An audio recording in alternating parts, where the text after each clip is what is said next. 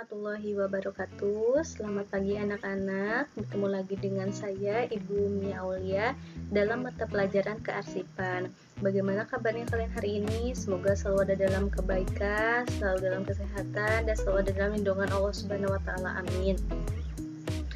Nah, pada kesempatan kali ini, dalam video ini Ibu akan menjelaskan tentang bab baru dalam kearsipan setelah peralatan kearsipan, yaitu penanganan surat masuk sistem buku agenda. Yang di sini Ibu telah mempersiapkan PowerPoint untuk menjelaskannya. Jelaskan mengenai penanganan surat sistem buku agenda. Penanganan sistem surat masuk itu ada dua. Yang pertama melalui sistem buku agenda, yang kedua itu melalui kartu kendali. Tapi pada video kali ini Ibu akan menjelaskan tentang penanganan surat masuk sistem buku agenda. Nah, dalam penanganan surat itu ada dua asasnya, ada sentralisasi dan desentralisasi. Nah, pola penyelenggaraan kegiatan administrasi dibedakan menjadi dua ya, ada sentralisasi dan desentralisasi. Apa perbedaannya? Kalau sentralisasi adalah penanganan berkas yang dilakukan secara terpusat. Di sini Ibu menggarisbawahi ya, terpusat, di mana terdapat satu unit tata usaha bertugas menangani administrasi seluruh kantor. Contohnya adalah di sekolah. Sekolah itu kan banyak tuh bagiannya, ada bagian kesiswaannya, ada bagian kurikulumnya, ada bagian sarana dan prasarananya, tetapi tata usahanya hanya satu dan menangani untuk satu sekolah, jadi dia terpusat. Itu contohnya menganut asas sentralisasi adalah di sekolah yang hanya memiliki satu unit tata usaha. Berbeda dengan yang satunya, yaitu pola di mana kegiatan administrasi termasuk penanganan berkas dilakukan di setiap bagian dari unit yang ada pada kantor. Contohnya misalkan sekolah kan ada banyak jurusannya, ada OTKP, BDP, TKJ, RPL, sama akuntansi. Nah, di setiap jurusan itu ada unit tata usahanya. Jadi satu sekolah, tetapi penanganan berkasnya itu di bagian unit-unitnya. Nah, berarti kan ada beberapa unit tata usaha dalam satu sekolah, itu menganut asas desentralisasi. Jadi artinya di sini Ibu garis bawahi di setiap bagian dari unit yang ada pada kantor. Jadi dia punya tata usahanya banyak. Satu sekolah banyak tata usahanya, itu menganut asas desentralisasi. Kalau sentralisasi terpusat. Jadi satu sekolah hanya satu tata usaha dan dia menangani semua jurusan. Kalau desentralisasi, tata usahanya ngurusin jurusannya masing-masing. Jadi ada di beberapa bagian banyak. Nah, itu perbedaannya pola penanganan surat sentralisasi dan desentralisasi. Sentral itu berarti pusat. Kalau desentralisasi itu berarti ada di setiap bagian. Nah, dalam penanganan surat masuk dengan sistem buku agenda ada beberapa tahap. Nah, sebelum kita ke beberapa tahap, kita flashback dulu nih. Sebenarnya surat masuk itu apa sih? Apa yang dimaksud dengan surat masuk? Kenapa kita harus belajar surat masuk? Nah, karena arsip itu pada intinya adalah suatu rekaman kegiatan atau peristiwa yang salah satunya itu berbentuk surat. Nah, maka kita perlu mempelajari antara surat itu sendiri, termasuk surat masuk dan surat keluar. Secara umum pengertian surat masuk itu adalah surat dinas yang diterima ketika suatu perusahaan mengirimkan surat kepada kita. Nah, yang kita pegang itu adalah surat masuk. Jadi surat masuk itu adalah surat dinas yang diterima. Itu adalah pengertian dari surat masuk. Ya, sampai ketukar ya, nanti kita akan belajar juga tentang penanganan surat keluar dengan sistem buku agenda. Tapi kali ini kita akan belajar tentang surat masuk dahulu. Nah, tahap-tahapan penanganan surat masuk dengan sistem buku agenda itu ada 6 tahapannya. Atau diingat ada 6. Yang pertama adalah penerimaan surat. Nah, pada kegiatan penerimaan surat, tugasnya itu adalah mengumpulkan setiap surat masuk. Biasanya siapa sih yang menerima surat itu? Kalau di sekolah adalah bagian tata usaha, di perusahaan juga biasanya adalah bagian tata usaha, atau yang paling terdepan dalam suatu perusahaan itu adalah resepsionis biasanya orangnya. Kemudian meneliti ketepatan alamat. Ketika seorang resepsionis atau seseorang atau suatu lembaga itu menerima surat masuk, dia yang pertama dilakukan adalah meneliti ketepatan alamatnya. Jangan sampai ketika sudah diterima amplopnya sudah dibuka dan ternyata alamatnya salah, tapi itu sudah termasuk surat rahasia, itu kan sangat fatal. Jadi pada tahap penerimaan surat itu harus diperhatikan benar-benar alamatnya adalah bertujuan kepada perusahaan kita atau alamat yang sebenarnya dituju. Kemudian menandatangani bukti penerimaan surat yang diberikan oleh kurir. Biasanya namanya buktinya atau kita menandatangani itu adalah buku ekspedisi ekstern. Jadi dari luar. Nah, kita menandatangani buktinya di apa? Namanya di buku ekspedisi ekstern yang diberikan orang lain kepada kita bahwa kita itu sudah menerima suratnya, yang biasanya dibawa oleh kurir. Namanya orang yang mengantar-ngantarkan surat itu disebut dengan kurir. Kemudian menyerahkan kepada bagian tata usaha atau administrasi. Nah, ada dua jalannya untuk penerimaan surat itu, bisa langsung ke tata usaha, bisa langsung diterima oleh resepsionis. Kalau misalkan diterima oleh resepsionis, berarti tugasnya adalah langsung menyerahkan kepada bagian tata usaha atau administrasi. Tahap yang kedua setelah penerimaan surat adalah menyortir surat. Bayangkan itu gambarnya. Di sana itu sudah banyak sekali surat yang menumpuk. Nah, yang sekretarisnya. Nah, pada tahapan-tahapan ini yang dilakukan adalah surat dikelompokkan menurut jenis surat. Jenis surat itu ada surat biasa, surat penting, surat rahasia, dan surat pribadi. Biasanya kalau penting itu hanya surat pemberitahuan saja, misalkan rapat, pemberitahuan rapat, undangan rapat, pemberitahuan jadwal masuk kantor, misalkan seperti itu, seperti pengumuman. Kalau penting itu, kalau di masa sekarang adalah penegasan tentang penggunaan masker, cuci tangan, jaga jarak. Nah, itu bisa termasuk dalam surat penting. Kemudian ada rahasia, itu tidak semua orang bisa membacanya. Biasanya di situnya suka tertera ada kode SR, sangat rahasia, atau R rahasia. Kemudian ada surat pribadi, berarti untuk perseorangan kalau pribadi itu.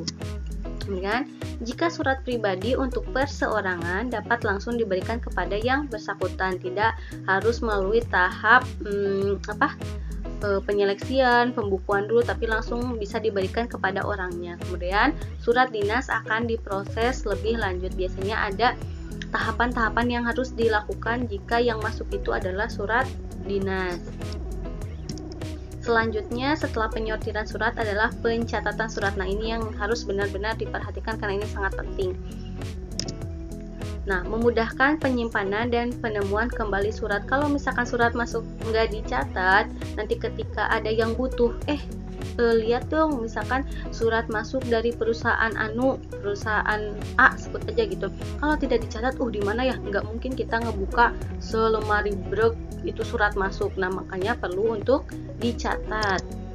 Langkah awal yaitu membuka surat, kemudian membaca isi surat sudah pasti. Untuk mengetahui apakah surat tersebut merupakan surat biasa, penting, atau rahasia. Lah, Bu, kenapa dibuka dulu? Kalau misalkan di amplopnya itu ada SR, berarti itu nggak boleh dibuka. Itu harus langsung diberikan kepada orangnya. Tapi Bu, itu bukan surat perseorangan, berarti harus dibuka oleh orang yang berkewajiban atau orang yang berhak membuka surat tersebut. Kalau misalkan suratnya tidak ada keterangan SR atau R, itu boleh dibuka oleh bagian tata usaha atau administrasi. Nah, dalam pencatatan surat ada 3. Nah, ada melalui buku agenda tunggal namanya, atau buku agenda kembar, atau buku agenda berpasangan atau ganda. Bu, apakah semuanya digunakan di perusahaan? Tidak. Biasanya satu perusahaan itu hanya memakai satu cara. Misalkan dia pakai sistem pencatatan surat hanya buku agenda saja, itu bisa, atau kembar saja, atau berpasangan saja. Nah, itu tergantung perusahaannya. Ibu akan bahas yang pertama, penanganan surat masuk dengan buku agenda. Nah, definisinya yaitu Buku agenda yang digunakan untuk mencatat surat masuk maupun keluar sekaligus dengan nomor yang berurutan dalam satu halaman dan hanya digunakan untuk 1 tahun. Berarti kalau misalkan beda tahun, berarti bisa berubah sistem buku agendanya ataupun sama. Jadi intinya di dalam buku agenda tunggal surat masuk dan surat keluar itu ditulisnya berurutan dengan nomor yang berurutan dalam satu halaman tergantung dengan datangnya surat. Mau surat masuk mau surat keluar ditulis dalam satu buku agenda tunggal. Itu namanya buku agenda tunggal. Jadi surat masuk dan surat keluar itu dicatatnya dalam buku dalam satu buku, dan itu berlaku atau digunakan untuk 1 tahun. Nah, tabel-tabelnya yang ada diisi dalam buku agenda tunggal itu ada nomor, tanggal, M atau K itu maksudnya adalah surat masuk atau surat keluar, ada nomor surat, ada tanggal surat, atau ada dari atau kepada. Kalau dari itu digunakan berarti untuk surat masuk, kalau kepada itu berarti digunakan untuk surat keluar. Kemudian ada isi ringkas itu biasanya bisa kita lihat dari perihal atau bisa kita baca dulu isi suratnya apa, terus kita menyimpulkan. Itu isi ringkas sama keterangan itu biasanya berisi hal-hal yang mungkin sangat urgent tapi tidak bisa dituliskan di isi ringkasan. Nah, ini contoh format buku agenda tunggal. Ada nomor, tanggal, M atau K, masuk atau keluar. Kemudian ada surat, nomor, tanggal, dari atau kepada, isi ringkasan dan keterangan. Ibu, kenapa di sana tanggalnya ada 2? Nah, untuk tanggal yang paling sebelah kiri itu kalau misalkan dia surat keluar, tanggalnya akan sama dengan tanggal surat. Tetapi untuk surat masuk, biasanya tanggal yang sebelah kiri dia akan lebih lama daripada tanggal suratnya. Kenapa seperti itu? Karena bisa jadi perusahaan B mengirimkan surat ke perusahaan kita, nyampenya itu nggak akan sama kalau misalkan berbeda kota. Misalkan dia kirim dari Kalimantan, kita adanya di Jawa Barat.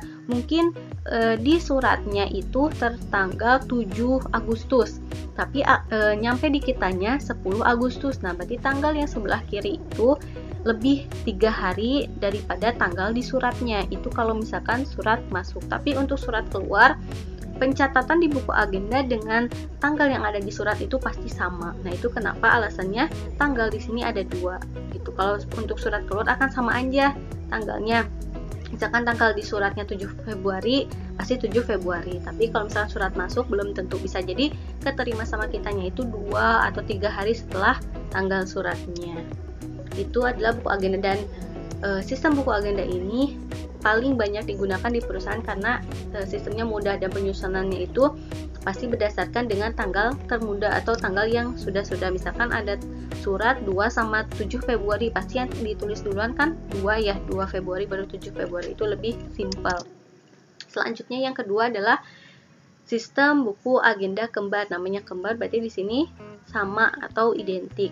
Penjelasannya adalah buku agenda yang digunakan untuk mencatat surat masuk maupun keluar secara terpisah atau sendiri-sendiri. Untuk surat masuk disebut buku agenda surat masuk, sedangkan surat keluar disebut buku agenda verbal. Jadi sistem buku agenda kembar itu antara surat masuk dan surat keluar itu dipisah. Kalau tadi buku agenda kembar itu dalam satu buku surat masuk dan surat keluar itu dicatat di buku yang sama. Tetapi jika buku agenda kembar itu ada 2, yang ini mah khusus surat masuk ditulisnya, yang ini untuk surat keluar atau tadi namanya buku agenda verbal. Jadi dipisah ya bukunya kalau kembar itu. Kalau buku agenda tunggal namanya tunggal 1 ya, surat masuk dan surat keluar itu dalam satu buku. Tapi kalau buku agenda kembar ada 2, ada ini buku agenda surat masuk, yang ini buku agenda surat keluar atau verbal. Nah, untuk formatnya, untuk surat masuk ada nomor, tanggal terima, berarti kan kalau dia masuk diterima sama kitanya tanggal berapa, terima dari siapa, biasanya ada nama perusahaan sama alamat lengkapnya itu harus dicatat.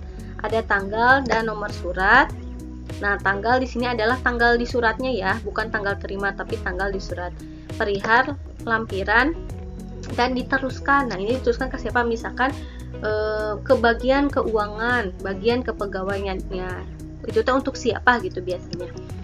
Kemudian keterangan. Kalau buku agenda verbal atau surat keluar, ada nomor, tanggal, dikirimnya untuk siapa, perihalnya apa, lampirannya ada berapa, kemudian keterangan. Nah, ini adalah format buku agenda kembar surat masuk. Ada nomor, tanggal terimanya, biasanya akan 2 atau sampai 3 hari nyampe ke kitanya, diterima dari siapa. Kemudian ada tanggal dan nomor surat, nomor di suratnya. Kemudian perihal, ada lampiran, diteruskannya buat siapa, sama keterangan. Kemudian untuk format buku agenda kembar atau surat keluar atau verbal, ada nomor urutan, nomor suratnya, tanggal suratnya, untuk siapa, perihalnya apa, lampirannya berapa, sama keterangan. Yang ketiga atau yang terakhir, ada sistem buku agenda berpasangan atau ganda berpasangan ya. Tadi kalau tunggal, ini kembar, ini berpasangan. Nah, definisinya adalah buku agenda yang digunakan untuk mencatat surat masuk dan keluar dalam satu buku. Di dalam halaman sebelah kiri untuk mencatat surat masuk dan sebelah kanan untuk mencatat surat keluar, atau sebaliknya. Jadi bisa di switch tuh. Kalau misalnya di kiri mau keluar boleh, di kanannya yang masuk. Tapi di kirinya mau masuk, di kanannya keluar, itu boleh. Terdiri dari kolom nomor, tanggal terima, nomor surat, tanggal surat, dari kepada, isi ringkas, indeks atau keterangan, sama indeks atau kode, ada kolom keterangan. Nah, untuk formatnya seperti ini. Dari nomor, tanggal terima, nomor surat, dari itu berarti surat masuk. Dari kan, dari siapa. Kalau misalkan mulai dari kolom kepada, isi ringkas, indeks, keterangan, itu ditulis untuk surat keluar. Jadi berpasangan itu dempet. Yang ini mah buat surat masuk, yang ini untuk surat keluar. Jadi berpasangan ya, seperti itu. Nah, tadi setelah penerimaan surat, penyortiran surat, yang ketiga ada pencatatan surat dengan 3 sistem ya. Tadi ada buku agenda tunggal, ada kembar, ada berpasangan atau ganda. Kemudian yang keempat nih, tahapan dalam pola penanganan surat masuk itu adalah pengarahan surat. Suratnya sudah diterima, kemudian disortir untuk siapa, suratnya ke bagian kepegawaian, ini surat pribadi, ini surat apa-apa, terus dicatat. Setelah dicatat baru diarahkan suratnya. Nah, penjelasannya, pengarahan surat merupakan penentuan siapa saja yang akan memproses surat berkaitan dengan isi surat. Misalkan dicatat, tadi diteruskannya untuk kepala bagian kepegawaian. Nah, di sini adalah tahapannya, diarahkan untuk siapa. Lembar disposisi adalah lembar isian untuk mencatat instruksi dari pimpinan berkaitan dengan proses tindak lanjut terhadap surat yang diterimanya. Jadi kalau udah dicatat, kemudian kan itu dibacanya atau dilihatnya itu pasti oleh pimpinannya dahulu ya. Kemudian pimpinan itu membuat lembar disposisi sebagai instruksi. Misalkan kepada kepala bagian kepegawaian. Kemudian di lembar disposisinya ditulis, silakan melakukan pelatihan bla bla bla. Nah, seperti itu. Di lembar disposisi ditinjak lanjuti oleh yang bersangkutan. Nah, contoh lembar disposisinya seperti ini. Indeksnya rahasia, penting atau biasa. Kemudian kodenya itu adalah kode suratnya, tanggal penyelesaiannya kapan. Nah, itu diisi oleh sekretaris. Jadi kan pasti kalau pimpinan punya sekretarisnya.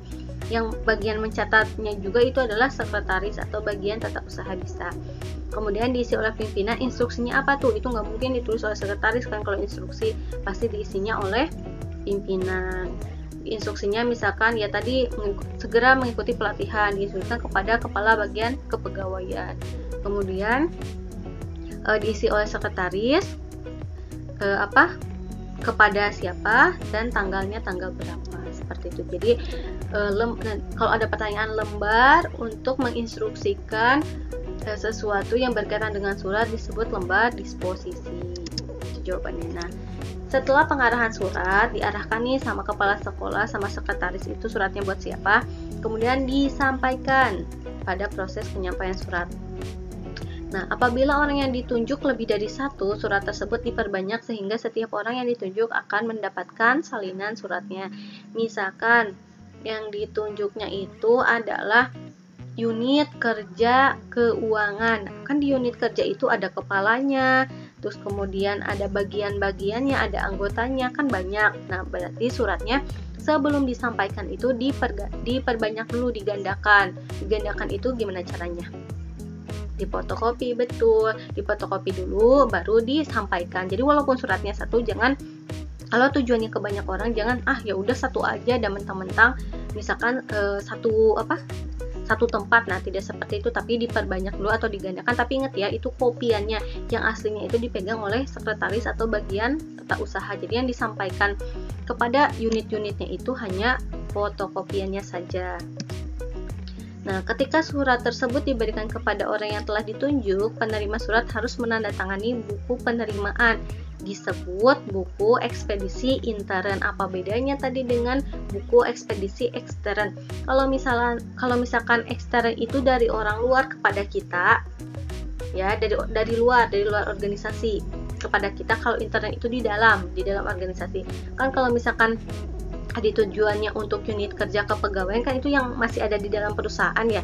Berarti adalah intern, yang digunakannya adalah buku ekspedisi ekstern. Kalau kurir kan berada di luar organisasi kita ya. Nah, yang dia bawa itu adalah buku ekspedisi intern dia. Tapi bagi kita dan nulis di kita itu adalah buku ekspedisi ekstern, karena kurir itu dari luar perusahaan kita. Tapi kalau yang dia bawa adalah intern, karena untuk intern dia. Nah, untuk format buku ekspedisi intern itu biasanya ada nomor, tanggal kirim, tanggal dan nomor surat, ada perihalnya tentang apa, ditujukan kepada siapa, nama penerima, dan tanda tangan. Nah, misalkan kalau ditujukannya kepada unit kerja kepegawaian, berarti nama penerimanya siapa, langsung tanda tangan. Kalau untuk nomor 1 sampai nomor 5 itu bisa diisi oleh sekretaris atau bagian tata usaha atau administrasi. Kalau buku ekspedisi ekstern, buku yang digunakan untuk mencatat penyampaian atau pengiriman atau distribusi surat kepada pihak lain di luar organisasi, instansi, atau perusahaan. Itu bedanya. Kalau ekstern itu ingat aja di luar, kalau intern untuk orang-orang yang ada di dalam perusahaan. Yang terakhir adalah penyimpanan surat. Setelah disampaikan nih surat-surat, jangan lupa tugas seorang sekretaris atau bagian administrasi atau tata usaha itu adalah menyimpan surat. Nah, di sini intinya kearsipan itu di sini. Di dalam proses penyimpanan suratnya harus benar-benar. Setelah selesai diproses, surat asli diserahkan kepada bagian tata usaha untuk disimpan dengan menggunakan sistem penyimpanan tertentu. Nanti ada 5 sistem penyimpanan arsip itu. Nah, 3 cara menyimpan arsip ini secara teknis ya, secara fisiknya. Ada 3. Yang pertama itu adalah lateral, yaitu penyimpanan surat atau himpunan. Kan suratnya nggak hanya satu ya, mungkin kalau sering gitu pasti jadinya himpunan surat yang diletakkan sedemikian rupa sehingga yang terlihat hanya bagian sisi samping. Misalnya penyimpanan dalam ordner dan kotak arsip. Misalnya kalau pakai kotak arsip atau ordner itu hanya terlihat sampingnya. Ya, kalian bisa cari itu. Cara penyimpanan arsip sistem lateral itu seperti apa. Kemudian ada vertikal, penyimpanan surat atau himpunan yang diletakkan sedemikian rupa sehingga yang terlihat hanya bagian muka. Misalnya penyimpanan surat pada map, pada lemari berkas. Jadi kalau misalkan vertikal itu gini, si arsip-arsipnya berjejer seperti ini. Jadi yang tampaknya itu bagian muka, bagian depan. Kemudian yang ketiga horizontal teh berarti gini. Nah, gini ya. Penyimpanan surat atau himpunan diletakkan sedemikian rupa sehingga muka surat atau himpunan terlihat di sebelah atas. Misalnya penyimpanan peta atau gambar konstruksi. Soalnya peta atau gambar konstruksi itu tidak mungkin digulung. Kalau arsip itu pasti dia gini tah. Ini kan vertikal, nah gini, jadi pasti gini. Jadi orang tuh kalau ngeliat pasti gitu. Nah, kalau misalkan lateral itu dari samping, vertikal itu hanya mukanya. Nah, kemudian kalau horizontal itu dari atas. Penyimpanan arsip lateral itu gini. Biasanya ini misalkan anggap aja lemari. Dia itu tampak samping. Tampak seperti ini. Dari pinggir jadinya. Hanya belakangnya saja ya yang terlihat itu. Tapi kalau vertikal itu gini, terlihat mukanya.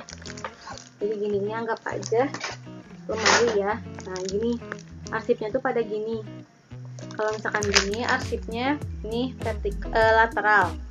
Tapi kalau arsipnya pada gini, disebutnya ini mukanya, ini vertikal. Kalau arsipnya gini, itu berarti horizontal mukanya. Jadi lateral dari samping, vertikal memukanya, kalau horizontal gini.